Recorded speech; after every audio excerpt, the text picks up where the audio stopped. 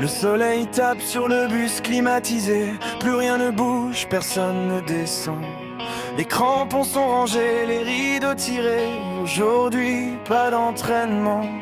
Un pays attend devant la télé de comprendre ce qui se passe là-bas. Nico est rentré chez lui, le groupe mutiné. Quelque chose s'est brisé ce jour-là.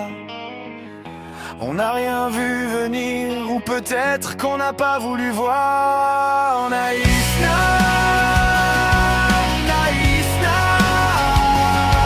on aurait bien aimé, mais c'était pas du cinéma. Quand l'un a dû lire la lettre, que l'autre en a jeté son chronomètre.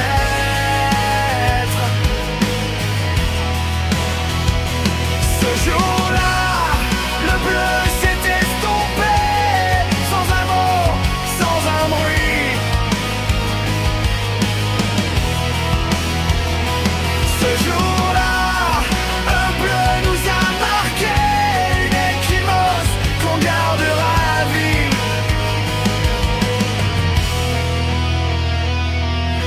poser nos valises dans l'hôtel le plus cher, comme pour masquer une ambiance déjà délétère. Après une qualification un peu malhonnête, tenter de rassurer, interview en claquette.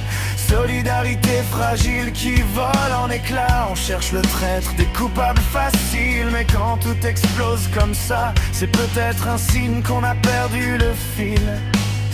On voulait tout effacer, comme si ça n'avait jamais existé. Naïsna, Naïsna, on aurait bien aimé, mais c'était pas du cinéma.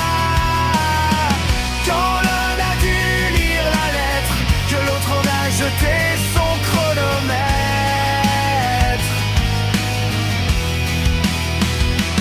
Ce jour-là, le bleu est devenu lourd, impossible à défendre. Quand même ceux qui le portent n'arrivent plus à se comprendre. Même après de rudes années, on savait ce qu'on avait. Un groupe rempli de champions, mais mal géré par Raymond. Sur le banc il y avait Henri, et en France un public trahi. La tristesse en 2006, la colère en 2010. Naïsna, Naïsna, on aurait bien aimé, mais c'était pas du cinéma. Quand l'un a dû lire la lettre, que l'autre en a jeté son chronomètre.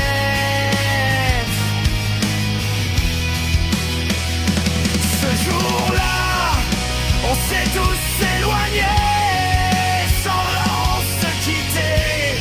Parce que même brisé, même déchiré, le bleu ne s'abandonne jamais.